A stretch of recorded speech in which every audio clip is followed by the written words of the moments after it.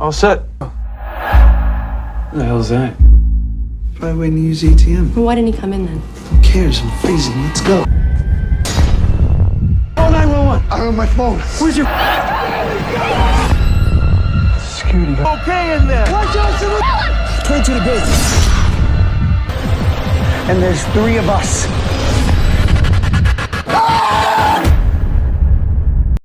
Film dimulai dari sebuah agen pialang saham.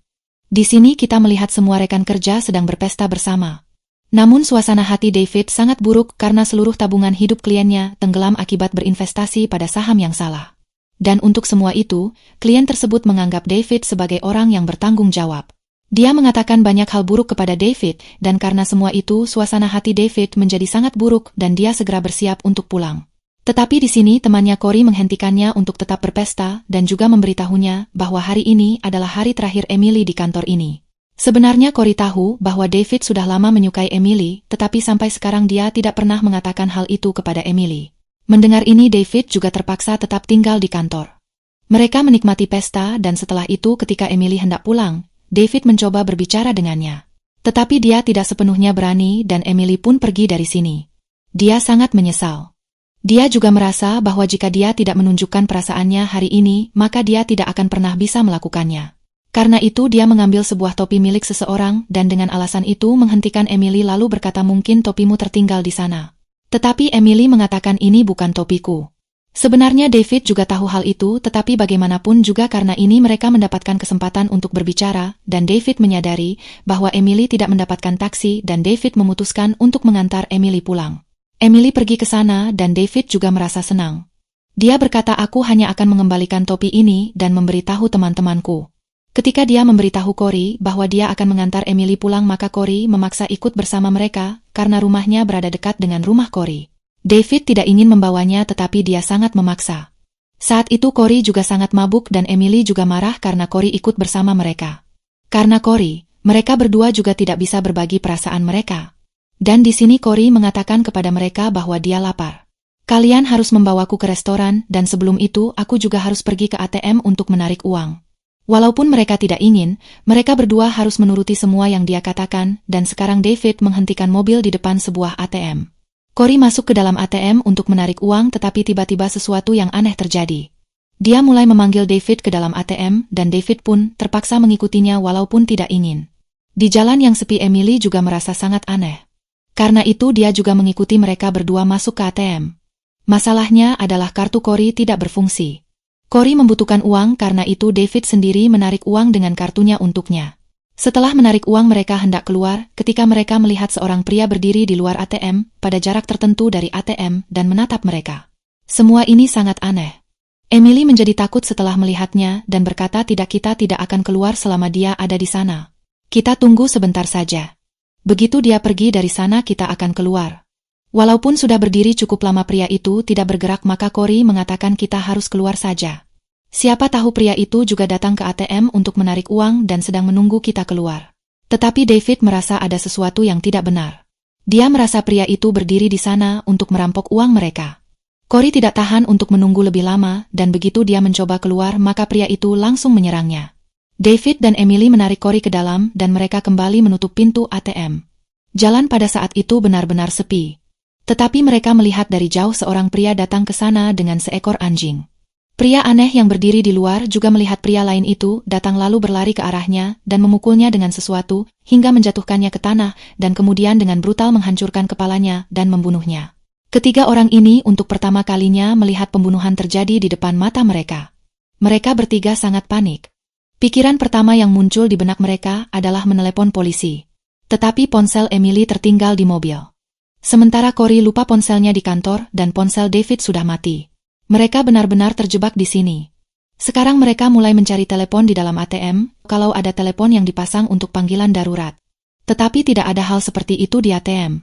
Di sini ada satu hal yang perlu diperhatikan bahwa pembunuh itu tidak masuk ke dalam ATM untuk membunuh mereka. Alasan yang menarik di balik ini akan diketahui nanti. Kita melihat bahwa pembunuh itu sekarang masuk ke dalam mobil mereka.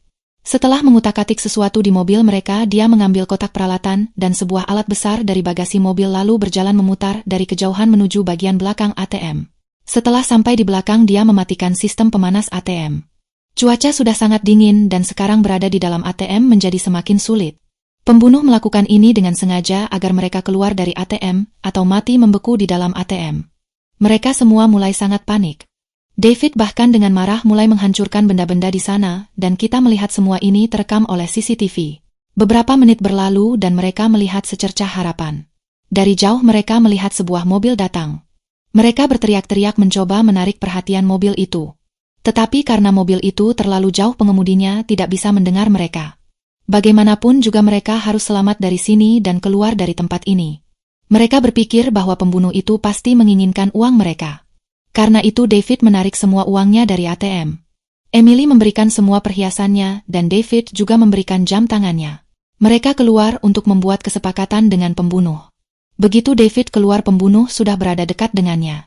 Dia berkata kepada pembunuh, "Ambil saja apapun yang kamu inginkan tetapi biarkan kami hidup." Sambil mengatakan itu, dia menyerahkan amplop kepada pembunuh. Tetapi ketika pembunuh tidak maju, maka David melemparkan amplop itu ke kaki pembunuh. Setelah beberapa saat dia menyadari bahwa pembunuh itu bahkan tidak memperhatikan amplop tersebut. Ini berarti pembunuh tidak membutuhkan uang. David menjadi semakin takut. Dia sudah keluar dari ATM lalu berlari masuk ke mobilnya dan duduk di dalamnya. Tetapi di sini sebuah kejutan terungkap bahwa ketika pembunuh sebelumnya berada di dalam mobil, dia telah memotong kabel pengapian mobil. Karena itu mobil tidak bisa dinyalakan. David menjadi sangat panik. Pada saat yang sama dia teringat bahwa ponsel Emily ada di sini. Dia hampir saja mengangkat ponsel itu untuk menelepon polisi. Tetapi saat itu pembunuh datang dan langsung menangkap David. David mencoba menyelamatkan dirinya dan selama itu ponsel Emily yang ada di tangannya jatuh di sana. Pembunuh juga ingin membunuhnya. Tetapi David berhasil melepaskan dirinya dan pembunuh hanya memegang mantelnya. David segera berlari kembali ke dalam ATM dan sekarang karena datang dari luar yang sangat dingin, kondisinya menjadi sangat buruk. Mantelnya juga sudah tidak ada. Karena itu Emily melepas mantelnya dan memberikannya kepadanya lalu mencoba menenangkan keadaannya. Di luar diperlihatkan bahwa pembunuh mengambil ponsel Emily lalu mengambil uang dan perhiasan yang mereka berikan dan memasukkannya ke bagasi mobil mereka seolah-olah dia tidak peduli dengan semua itu. Dia hanya ingin membunuh mereka. Artinya dia adalah seorang psikopat. Seorang penderita gangguan mental yang menikmati membunuh orang. Untuk waktu yang cukup lama mereka kembali terjebak di dalam ATM, dan kemudian Emily mendapatkan sebuah ide, dan dengan lipstiknya dia menulis help di kaca ATM. Tetapi ketika tidak ada siapapun yang lewat dari sini, maka siapa yang akan datang untuk membantu? Sekarang mereka mulai memecahkan dinding belakang agar bisa keluar dari sana. Tetapi dinding itu terbuat dari semen dan mereka tidak bisa keluar. Tiba-tiba Emily mendapatkan ide lain. Dia teringat bahwa ada sebuah hukum di Amerika Serikat. Dia ingat bahwa ketika PIN yang salah dimasukkan di ATM, maka sinyal langsung dikirim ke polisi, karena seringkali pencuri juga mencoba melakukan hal seperti itu. Dengan cara ini mungkin polisi akan menerima sinyal dan datang ke sini. Sekarang dia memasukkan kartu David dan memasukkan PIN yang salah. Setelah mencoba 2-3 kali, kartu David tersangkut di mesin, dan di sini Emily mendapatkan harapan bahwa mungkin sinyal sudah sampai ke polisi. Mereka harus menunggu sampai polisi datang ke sini. Pada saat ini dingin menjadi begitu parah sehingga mereka bertiga bahkan sulit bernapas. Mereka mulai menggosok tangan satu sama lain dan saat itu akhirnya mereka melihat sebuah mobil polisi datang. Tetapi ternyata di dalamnya bukan seorang sheriff melainkan seorang penjaga keamanan yang bahkan tidak memiliki senjata. Dia juga melihat tulisan help di kaca dan mencoba mendekati mereka. Namun pada saat yang sama pembunuh itu juga datang dari belakangnya. Mereka mencoba memperingatkannya. Tetapi penjaga itu tidak memahami apa yang mereka katakan dan pembunuh menyerangnya dari belakang lalu, seperti pria sebelumnya, menghancurkan kepalanya dan membunuhnya. Setelah melihat pembunuhan kedua, pikiran Emily benar-benar kacau. Semua kejadian ini memberikan dampak yang sangat buruk pada pikirannya hingga dia mulai berbicara hal-hal aneh. Saat mereka masih panik, mereka melihat pembunuh itu sudah masuk ke dalam. Sebelum pembunuh itu sempat membunuh mereka, mereka tanpa berpikir langsung menyerangnya. Corey memegang pembunuh itu dengan kuat, sementara David mengikatkan kawat dengan kuat di lehernya hingga membunuhnya. Setelah itu mereka mencoba memeriksa identitasnya, dan saat itu mereka mendapat kejutan besar ketika melihat keluar melalui kaca. Pembunuh yang sebenarnya masih berdiri di luar, dan pria malang yang baru saja mereka bunuh hanyalah seseorang yang datang ke ATM untuk menarik uang. Mereka sangat terpukul. Karena pria tak bersalah yang mereka bunuh itu ternyata adalah seorang ayah. Dan semua yang terjadi di sini terekam oleh CCTV. Hal yang perlu diperhatikan adalah Corey hanya menahan pria itu. Orang yang benar-benar membunuhnya adalah David. Kesalahan terjadi karena pria itu juga mengenakan jaket yang mirip dengan jaket pembunuh. Saat itu Corey melepas jaket pria yang sudah mati itu lalu memakainya. Sementara David masih duduk dengan keadaan syok dan mulai menyalahkan Corey bahwa semua ini adalah kesalahannya. Semua terjadi karena dirinya.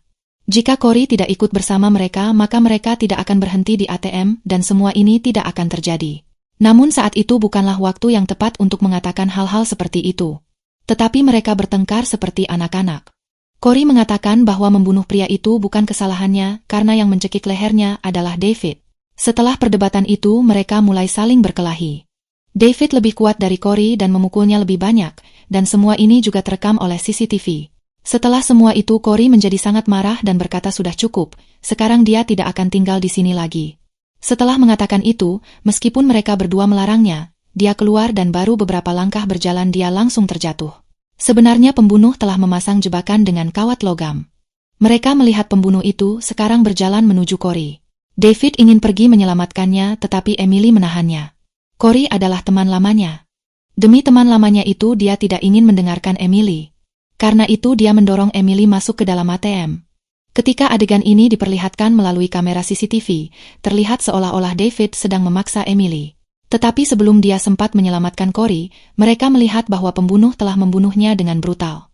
Melihat semua ini, David hanya memikirkan untuk menyelamatkan dirinya sendiri dan kembali ke dalam ATM. Dia sangat tertekan karena sahabat terbaik dan satu-satunya temannya telah terbunuh dan sekarang dia menyalahkan dirinya sendiri atas semua ini. Dia mengatakan bahwa jika dia tidak meminta Emily ikut bersamanya, maka semua ini tidak akan terjadi. Namun semua itu tidak ada gunanya.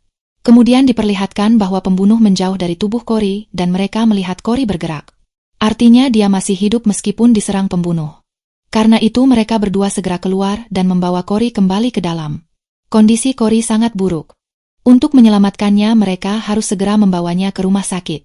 Mereka memutuskan bahwa sekarang mereka tidak akan takut pada pembunuh dan akan keluar dari sini bagaimanapun caranya. Namun sebelum mereka melakukan apapun, pembunuh itu sudah menggagalkan semua rencana mereka. Dia memarkir mobil David tepat di depan pintu ATM dan memblokirnya. Sekarang mereka mencoba memecahkan kaca untuk keluar dari sana. Tetapi kaca itu tidak bisa dipecahkan. David kemudian mengambil tempat sampah dan mulai menghancurkan mesin ATM dengan harapan sinyal akan kembali terkirim ke polisi. Tetapi tidak terjadi apa-apa. Sementara itu CCTV masih merekam semuanya. Dalam rekaman CCTV terlihat seolah-olah semua hal buruk dilakukan oleh David, padahal sebenarnya dia adalah korban. Lebih buruk lagi, pembunuh itu memasukkan air dingin ke dalam ATM. Akibatnya mereka semakin menderita karena kedinginan. Kondisi Corey semakin memburuk. David menemukan sebuah korek api di saku Corey dan mereka mencoba menyalakan alarm kebakaran dengan bantuan korek itu. Tetapi api sekecil itu tidak memberikan hasil. Kemudian mereka mengumpulkan semua potongan kertas kecil di sana, memasukkannya ke dalam tempat sampah dan membakarnya. Tetapi asapnya tetap tidak cukup untuk memicu alarm kebakaran. Karena itu David mengangkat Emily di atas bahunya dan dengan cara itu mereka berhasil mengaktifkan alarm kebakaran dengan tempat sampah yang terbakar. Melihat hal itu mereka sangat senang. Tetapi sebelum mereka sempat keluar dari sana, kaki David terpeleset. Emily yang berada di atasnya kehilangan keseimbangan dan jatuh dari jauh. Kepalanya terbentur sebuah permukaan keras sehingga lehernya patah dan dia langsung meninggal. Melihat ini David benar-benar hancur. Pertama temannya mati dan sekarang gadis yang sudah lama dia sukai juga mati. David masih sibuk menangis ketika pembunuh membuat rencana baru. Dia mengendarai mobil keamanan yang sebelumnya digunakan penjaga dan menabrakkannya ke mobil David sehingga mobil David menabrak ATM dan ATM itu hancur. Sekarang pembunuh bisa masuk dan membunuh David. Tetapi kali ini David memutuskan untuk melawan. Dia mengambil botol yang ada pada Corey lalu keluar. Untuk beberapa saat dia tidak melihat pembunuh. Kemudian dia melihat pembunuh duduk di sebuah kursi di kejauhan. Dia menyalakan api di botol itu lalu melemparkannya tepat ke arah pembunuh. Terjadi ledakan di dekat pembunuh dan pembunuh itu terbakar dan mati di tempat. Tetapi apakah mengalahkan pembunuh semudah itu? Ternyata tubuh yang terbakar itu adalah tubuh penjaga keamanan yang sebelumnya juga dibunuh oleh pembunuh. Pembunuh melakukan semua ini hanya untuk mengalihkan perhatian David. Sekarang pembunuh hendak mendekatinya. Tetapi saat itu sebuah mobil polisi terlihat datang. Semua sinyal salah yang sebelumnya mereka kirim dari ATM akhirnya bekerja dan polisi datang pada saat yang sangat tidak tepat. Melihat polisi pembunuh bersembunyi, tetapi David tertangkap dalam keadaan buruk. David mencoba menjelaskan kepada polisi bagaimana semua ini terjadi. Tetapi ketika polisi memeriksa CCTV di tempat itu, mereka melihat seluruh kejadian dengan cara yang membuat seolah-olah pembunuhnya bukan orang lain melainkan David. Karena pertama dia terlihat marah menghancurkan ATM, dan pria tak bersalah itu juga dibunuh oleh David. Setelah itu Emily juga jatuh karena David. Melihat semua ini, David tampak seperti seorang pembunuh sementara pembunuh yang sebenarnya sama sekali tidak tertangkap kamera.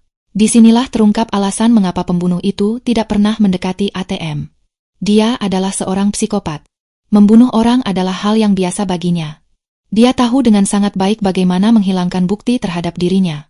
Karena itu dia tidak mendekati ATM, tetapi tetap berdiri jauh dari sana agar tidak tertangkap oleh kamera ATM. Karena kamera ATM tidak menampilkan gambar pembunuh manapun, maka polisi tidak mempercayai cerita David. Dengan cara ini, David ditangkap tanpa alasan yang sebenarnya, dan sekarang dia akan menjalani hukuman penjara seumur hidup atas kejahatan yang tidak dia lakukan, dengan kesedihan bahwa dua teman baiknya meninggal pada hari itu karena dirinya, dan dengan menunjukkan semua itu film ini pun berakhir.